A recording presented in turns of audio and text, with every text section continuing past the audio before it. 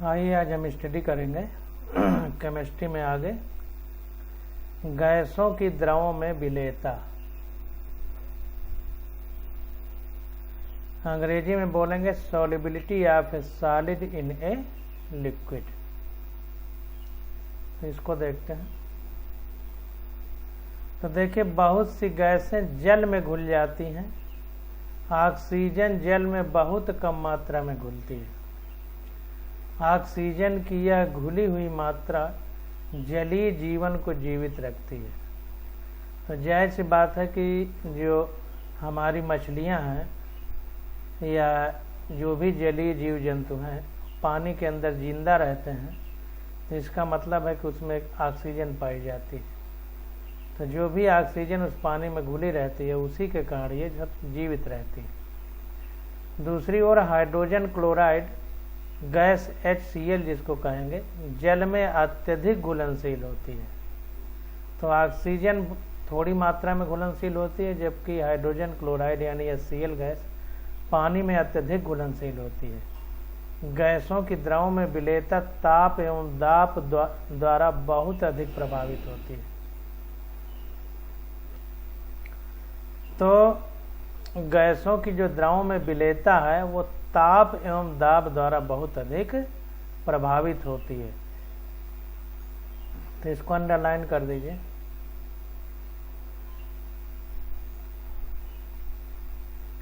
अब देखिए, दाब बढ़ाने पर गैसों की विलेयता बढ़ती जाती है। अगर हम दाब बढ़ा रहे हैं तो गैसों की द्रव में विलेयता बढ़ती जाती है। चित्र 1.1 का में दर्शाए गए गैसों के विलयन के एक निकाय का P दाब एवं T ताप पर अध्ययन करते हैं, जिसका निचला भाग विलयन है एवं ऊपरी भाग गैस है। तो यहाँ पर देखिए जो चित्र बनाया गया है, इस चित्र के बारे में हम लोग स्टडी करते हैं और देखते हैं कि इसमें किस प्रकार से गैसों की विलेयता के बारे में समझाया गया। तो यहाँ पर देखिए जो फिगर बनाया गया है, इस फिगर में देखिए बताया जा रहा है कि गैसों की विलेयता पर दाब का प्रभाव विलेय गैस की सांद्रता विलयन के ऊपर उपस्थित गैस पर लगाए गए दाब के समानुपाती होती है। तो जो गैस की सांद्रता है वो विलयन के ऊपर उपस्थित गैस पर लगाए गए दाब के समानुपाती होती है। तो इसको ध्यान देना है।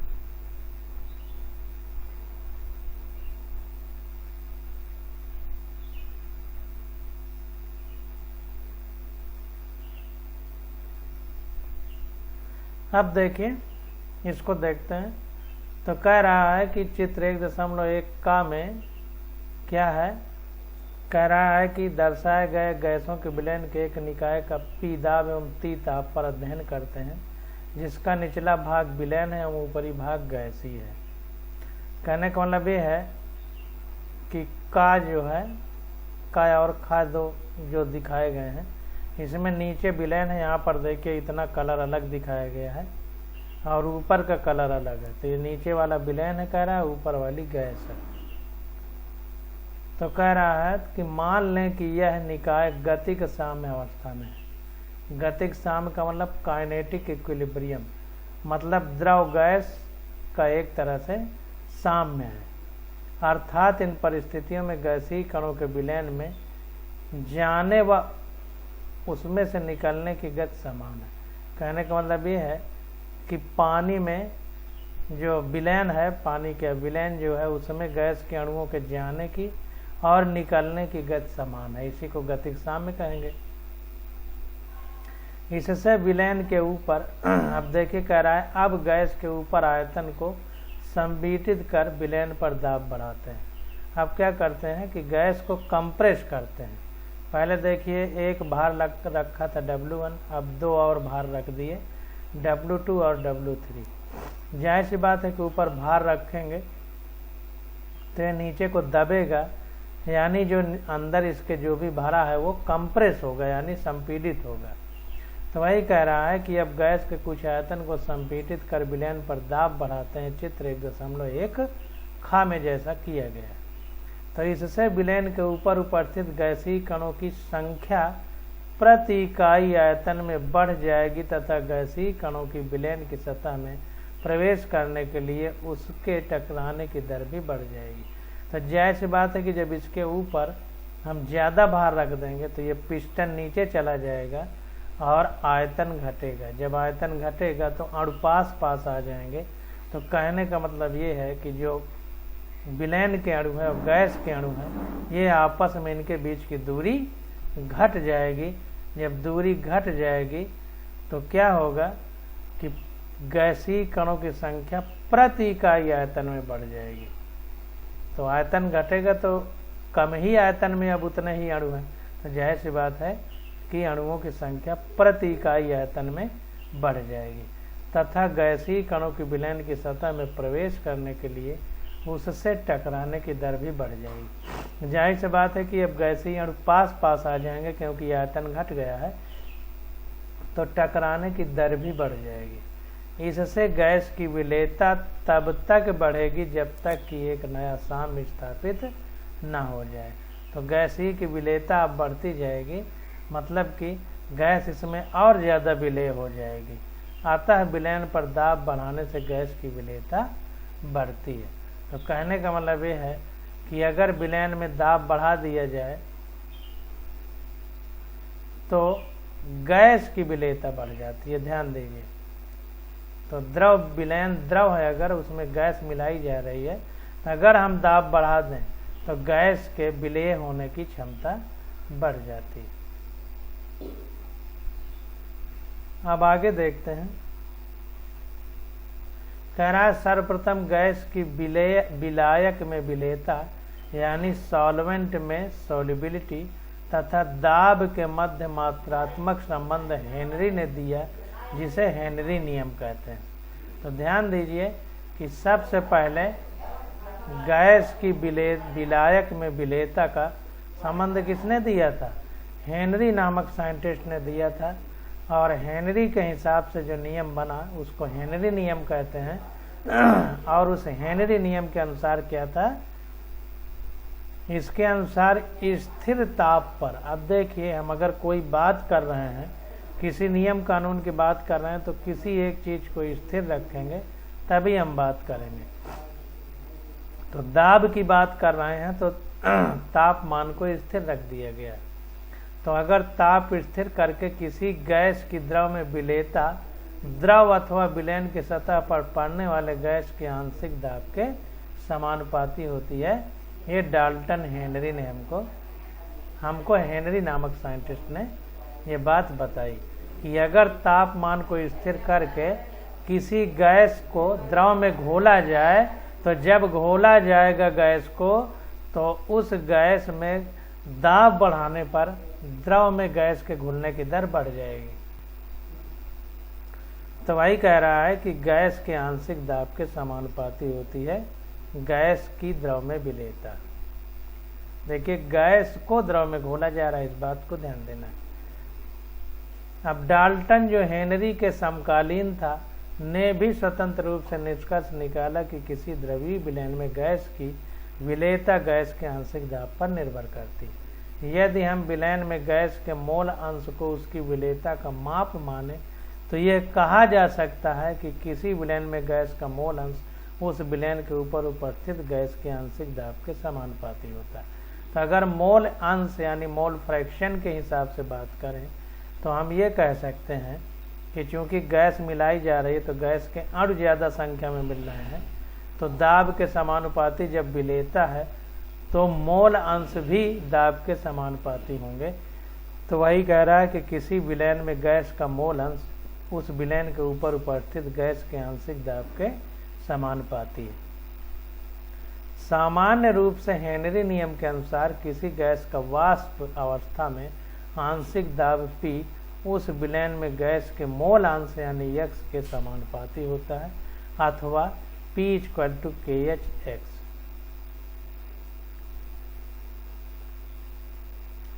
तो इसको ध्यान दीजिए कि कह रहा है सामान्य रूप से अगर हम बात करें तो ये कह सकते हैं कि किसी गैस का वाष्प में आंशिक दाब उस विलयन में गैस के मोल अंश के समानुपाती होता है।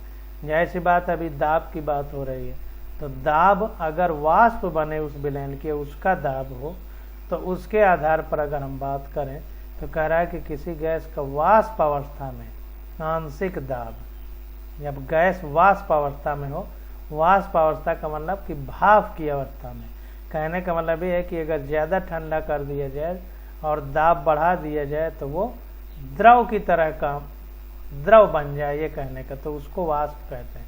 वाष्प में अगर ठंडा करके दाब लगा दिया जाए तो द्रव बन सकती है, लेकिन गैस में ठंडा करके दाब लगाएं तो वो द्रव नहीं बनेगी। यही अंतर है वाष्प और द्रव गैस में। तो वही कह रहा है कि अगर गैस की वाष्प अवस्था हो, अगर तो वाष्प अवस्था में आंशिक दाब अगर P है तो विलयन में गैस के मोल अंश x के समानुपाती होता है। तो बिल्कुल उसी प्रकार से है, यहाँ पर दाब है, आंशिक दाब के समानुपाती का है, तो यहाँ पर वाष्प अवस्था में आंशिक दाब कह रहा है। तो वही P = KHx, जहाँ पर KH क्या है, हेनरी स्थिरांक है, तो P directly proportional to x हो जाएगा। x हमारा मोल अंश यानी मोल फ्रैक्शन है। तो दाब मोल फ्रैक्शन के समानुपाती होता है। जब बराबर करेंगे तो यहाँ पर KH आ जाएगा, जो हेनरी कांस्टेंट है। H का मतलब हेनरी, K का मतलब कांस्टेंट। अब देखिए, यदि हम गैस के आंशिक दाब एवं विलयन में गैस के मोल अंश के मध्य आरेख खींचे तो हमें चित्र 1.2 में दर्शाया गया आरेख प्राप्त होगा। तो यहाँ पर देखिए, HCl के आंशिक दाब की बात हो रही है और ये साइक्लोहेक्सेन का विलयन लिया गया है। साइक्लोहेक्सेन एक कार्बनिक तत्व है, कार्बनिक यौगिक है, तत्व नहीं, कार्बनिक यौगिक है। तो उसका इस साइड में जो है विलयन का मोल अंश दिखाया गया है। HCl का मोल अंश साइक्लोहेक्सेन के विलयन में, साइक्लोहेक्सेन का विलयन लिया गया, उसमें HCl के मोल अंश, क्योंकि हाइड्रोजन क्लोराइड गैस है, और इधर HCl का आंशिक दाब। तो देखिए ये बनाया गया है ग्राफ, तो ये एकदम सीधी रेखा आई है। इसका मतलब कि जो आंशिक दाब है वो मोल अंश के समानुपाती है, ये कहने का मतलब, क्योंकि समान अनुपात में बराबर बराबर अंतर आ रहा है हर जगह।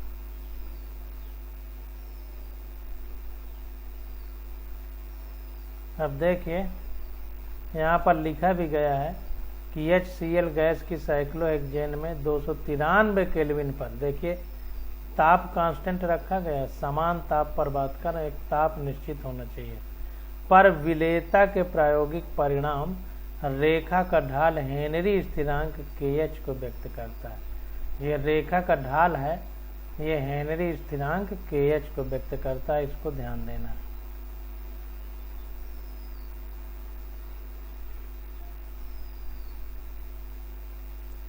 अब आगे देखते हैं। अब देखिए, कह रहा है कि समान ताप पर विभिन्न गैसों के लिए KH का मान भिन्न भिन्न होता है। जाहिर सी बात है कि अलग अलग गैसों के लिए KH का मान भिन्न भिन्न होगा। सारणी 1.2 इससे निष्कर्ष निकलता है कि KH का मान गैस की प्रकृति पर निर्भर करता है। तो ध्यान देना है कि जो KH का मान है यह भिन्न भिन्न गैसों के लिए भिन्न भिन्न होता है। तो इससे ये निष्कर्ष निकाला जा सकता है कि KH का मान गैस की प्रकृति पर निर्भर करता है, यानी उसके नेचर पर। तो समीकरण 1.11 से स्पष्ट है कि दिए गए दाब पर KH का मान जितना अधिक होगा, द्रव में गैस की विलेयता उतनी ही कम होगी। तो ये ध्यान देना है कि KH जो है, जो अभी हमने ऊपर समीकरण पढ़ा है, P = KHx, यानी दाब जो है मोल फ्रैक्शन यानी मोल अंश के समानुपाती है और KH स्थिरांक है। तो जाहिर सी बात है कि KH का मान जितना अधिक होगा, द्रव में गैस की विलेयता उतनी ही कम होगी। उसका कारण क्या है, तो इसको समझते हैं कि हमारा फार्मूला है P = यहाँ पर P आंशिक दाब है, KH × x, x हमारा मोल अंश है। तो जाहिर सी बात है कि P जो है जितना ज़्यादा होगा तो उतना ही ज़्यादा आंशिक प्रेशर जितना ज़्यादा होगा विलेयता उतनी ज़्यादा होगी। P डायरेक्टली प्रोपोर्शनल है x के।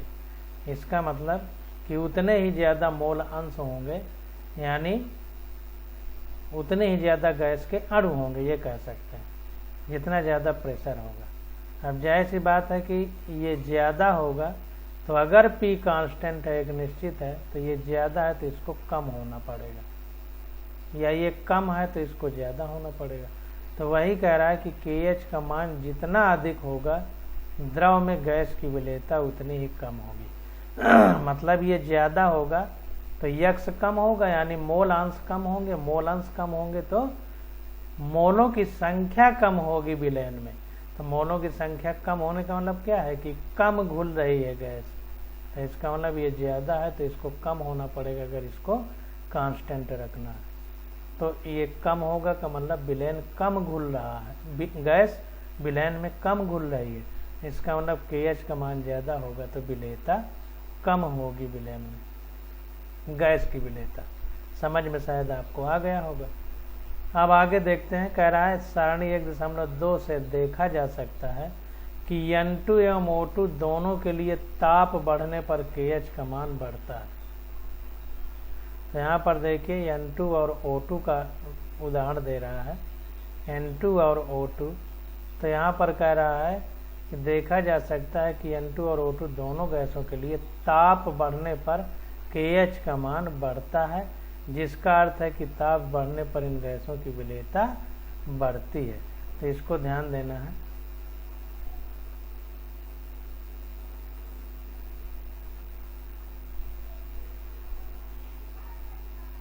ताप बढ़ने पर इन गैसों की विलेयता घटती है, बढ़ती नहीं घटती है।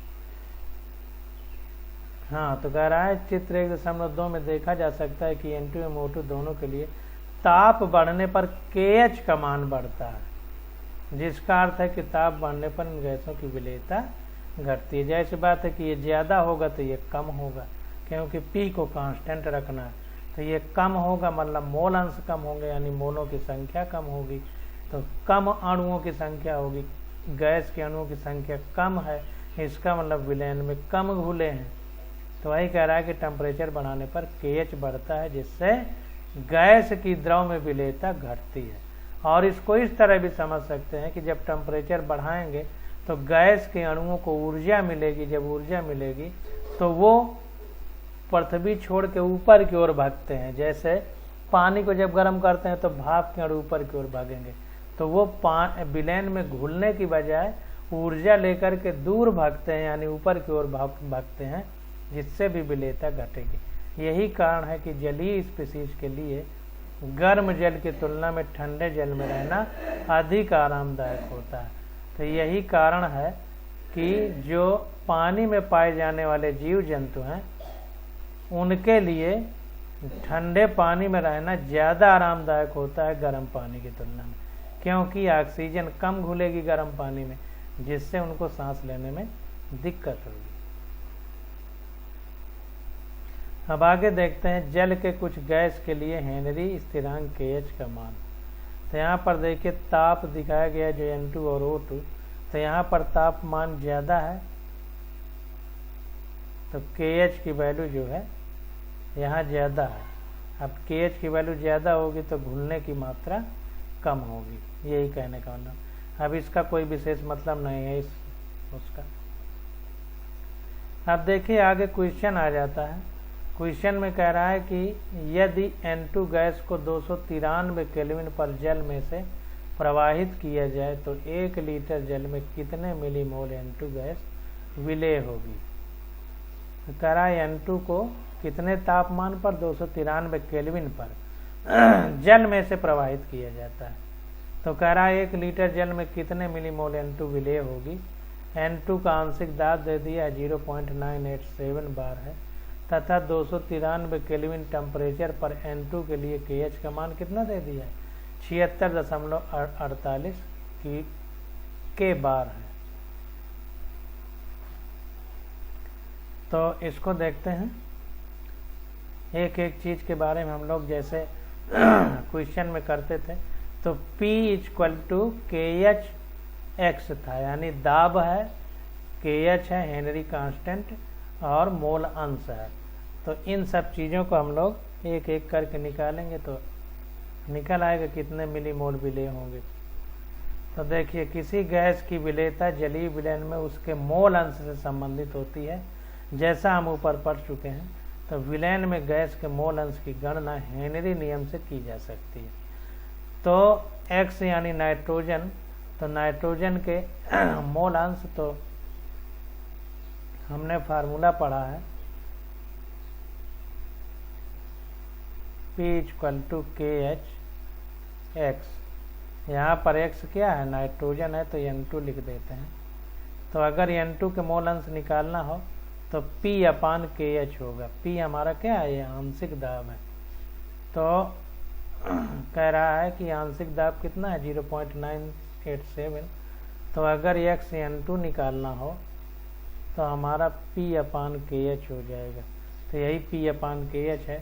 तो P हमको दिया है 0.987 बार अपान KH कितना है 76.480 बार। तो ये आ गया 1.29 × 10⁻⁵। अब दोनों बार बार हैं तो कोई इसका मात्रक नहीं होगा। अब देखिए, नाइट्रोजन का एक तरह से मोल अंश निकल आया, ये मोल अंश है, नाइट्रोजन का मोल अंश है, ये निकल आया। अब 1 लीटर जल में उसके 55.5 मोल होते हैं। माना कि विलयन में N2 के मोलों की संख्या N है। अब देखिए, 1 लीटर जल में उसके 55.5 मोल होते हैं। तो N = W/M। तो अगर पानी के लिए करें तो पानी के कितने मोल होंगे, ये हमको समझना पड़ेगा, क्योंकि मोल फ्रैक्शन का मतलब होता है जिसके निकालना है उसके ऊपर बटे टोटल होता है। तो पानी के कितने मोल हैं, ये हमको अगर पता चल जाए तभी हम इसमें गुणा भाग कर सकते हैं। अब देखिए, अगर यहाँ पे पानी के मोल हमको निकालना है तो मोल बराबर होता है भार बटे अणु भार। तो भार हमारा पानी का आयतन दे दिया है, देखिए 1 लीटर। तो हमने पीछे पढ़ा था कि 1 लीटर पानी बराबर होता है 1030 ग्राम। तो हमने 1030 नहीं लिखा है, डायरेक्ट 1000 ही लिख दिया, क्योंकि 30 से उतना बड़ा अंतर नहीं पड़ेगा। तो यही 1 लीटर लगभग 1 किलोग्राम के बराबर है। तो 1 किलोग्राम बटे पानी का अणु भार कितना होता है, H का 2 और O का 16। तो 16 2 18, तो बटे 18 कर दिया। तो ये आ गया 55.5। तो पानी के मोल 55.5 हो गए और N2 के मोल 1.29 × 10⁻⁵ हो गए। तो ये जो है 1 लीटर जल में उसके 55.5 मोल होते हैं। तो ये हमको कैसे होते हैं निकल के आ गया। अब देखिए, विलयन में N2 के मोलों की संख्या, तो N2 के मोलों की संख्या बराबर N2 के मोल बटे मोल अंश, मतलब N2 के मोल अंश बराबर N2 के मोल बटे टोटल मोल। तो N2 के मोल बटे टोटल मोल, मतलब ये, और प्लस पानी के ये। तो ये आ गया 1.29 × 10⁻⁵। तो यहाँ पे हम लोग ऐसे करेंगे इसको, N के मोल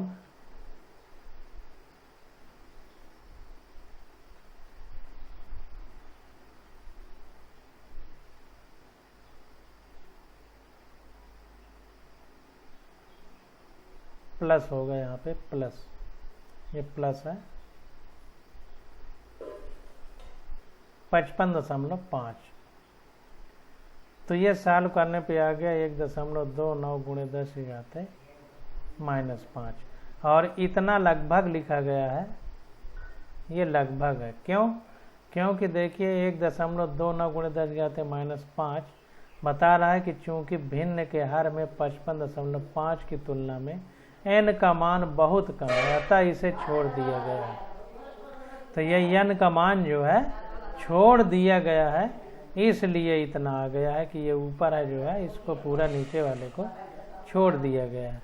तो इस प्रकार से जब हम इसको छोड़ देंगे तो इस प्रकार क्या हो जाएगा, n बराबर हो जाएगा ये n/55.5 इक्वल टू, ये सिर्फ इतना ऊपर वाला रखा गया है, ये ऊपर वाला रखा गया है इतना, और n/55.5 लिख दिया है यहाँ पे, इसको छोड़ दिया है इसको, क्योंकि बहुत कम है। तो अब ये इधर आ जाएगा, तो n बराबर इधर इसका गुणा हो जाएगा, तो n बराबर इधर गुणा होगा, ये इधर गुणा होगा, इधर x बराबर इधर गुणा होगा, या n के बाद इधर आएगा तो इधर गुणा होगा, तो n बराबर 1.29 × 10⁻⁻5 है, और इसका गुणा होगा तो 55.5 मोल आ जाएगा।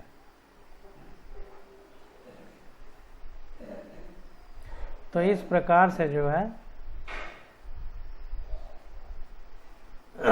अगर हम इसको सॉल्व करेंगे तो n बराबर आ जाएगा 7.16 × 10⁻⁻4 मोल, तो 1.76 × 10⁻⁻4 मोल इंटू, अब ये मिली मोल में बदलना है तो 1000 का गुणा कर देंगे तो ये आ गया 0.716, 1000 का गुणा करेंगे तो 3 0 कट जाएंगे, तो 1 दशमलव इधर बढ़ जाएगा, तो 0.716 मिली मोल आ जाएगा। इस प्रकार से हम इसको सॉल्व करेंगे।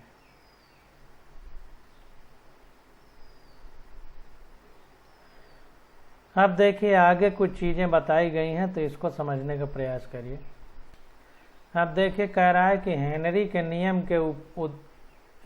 नियम के उद्योगों में अनेक अनुप्रयोग हैं एवं यह कुछ जैविक घटनाओं को समझाता है।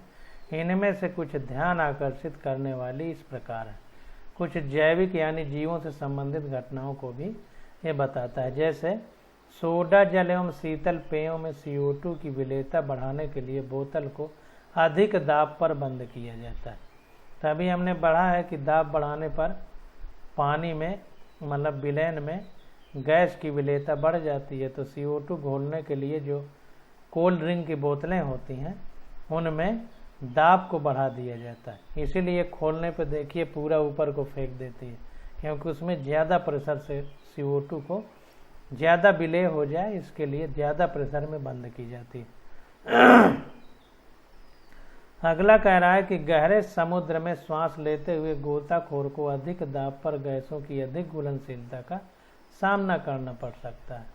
अधिक बाहरी दाब के कारण श्वास के साथ ली गई वायुमंडलीय गैसों की विलेयता रुधिर में अधिक हो जाती है।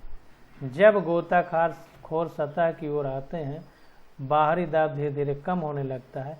इसके कारण घुली हुई गैसें बाहर निकलती हैं। इससे रुधिर में नाइट्रोजन के बुलबुले बन जाते हैं।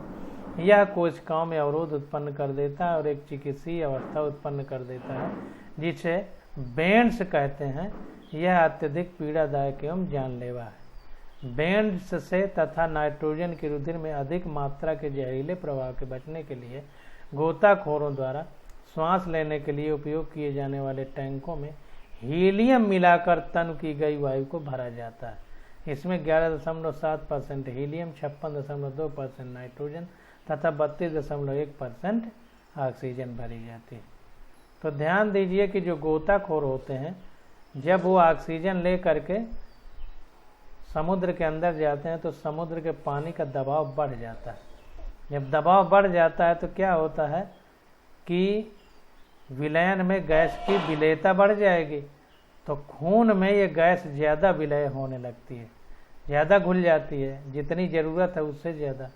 अब जब गोताखोर बाहर निकलते हैं तो बाहर फिर दाब घटता है धीरे धीरे, क्योंकि पानी का दबाव घटेगा जब सतह पे आएंगे। तो जब दाब घटता है तो क्या होता है कि जो नाइट्रोजन उसमें घुली थी वो बुलबुले बन के निकलती है। तो बुलबुला, जब दिल है हमारा, दिल खून को पूरे शरीर में धड़क कर करके नलियों में भेजता है, तो दिल में वो बुलबुला फंसने की संभावना रहती है, या ब्रेन में पतली पतली नलियां वहाँ फंसने की संभावना रहती है।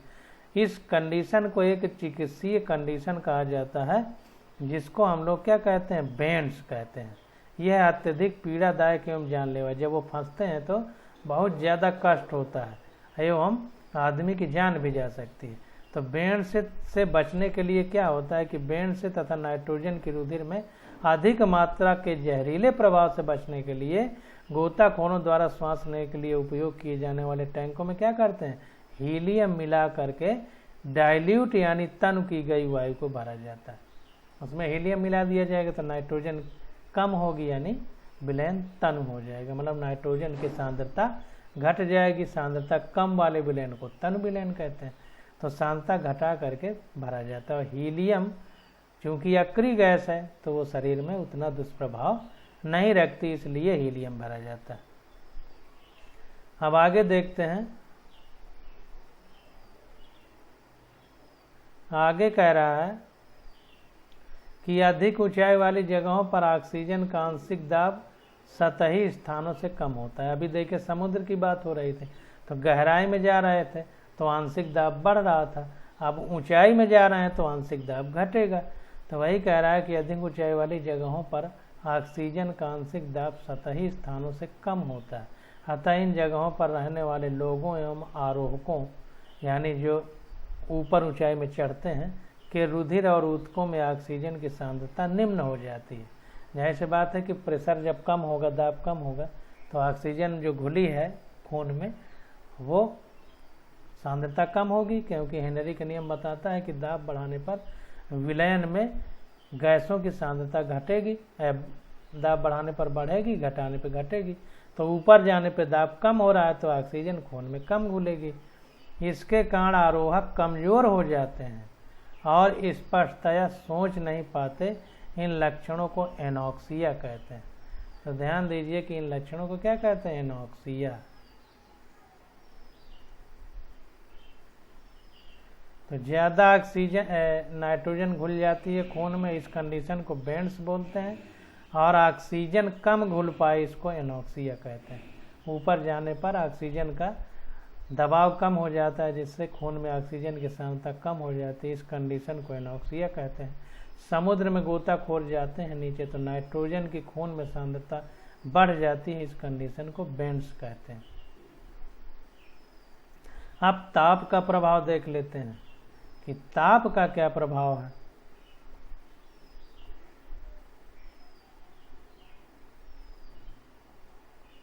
तो ताप का प्रभाव, ताप के बढ़ने पर किसी गैस की द्रव में विलेयता घटती है।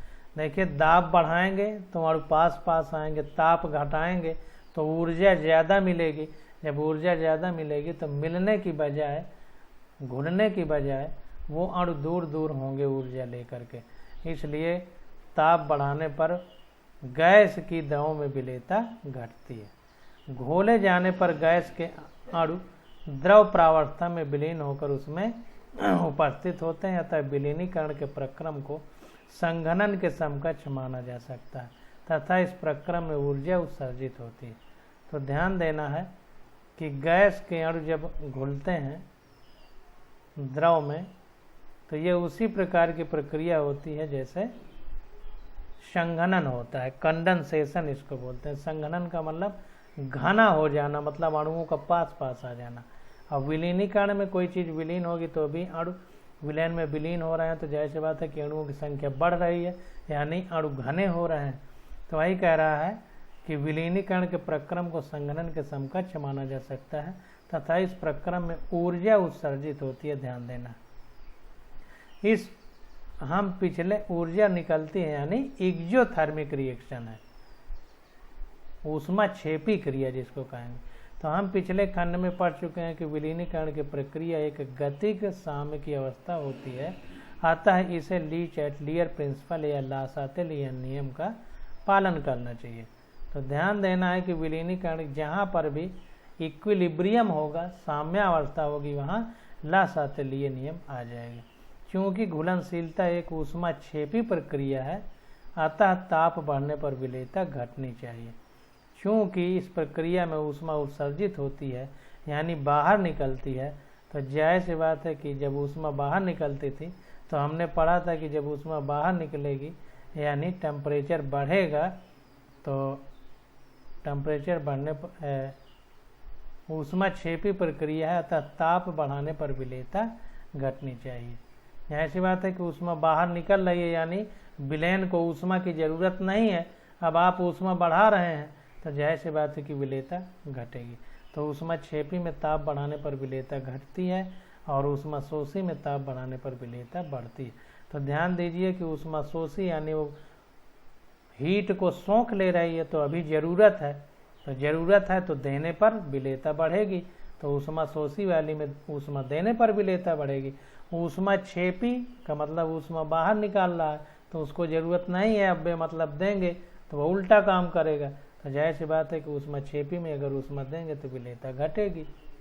इस प्रकार से आप लोग समझिए बातों को। अब आगे आ जाता है हमारा प्रश्न, तो हम एक साथ कर लेंगे। द्रवीय विलयनों का वाष्प दाब। तो द्रवीय विलयनों का वाष्प दाब हम लोग अगले लेक्चर में स्टडी करेंगे। आज बस यहीं तक।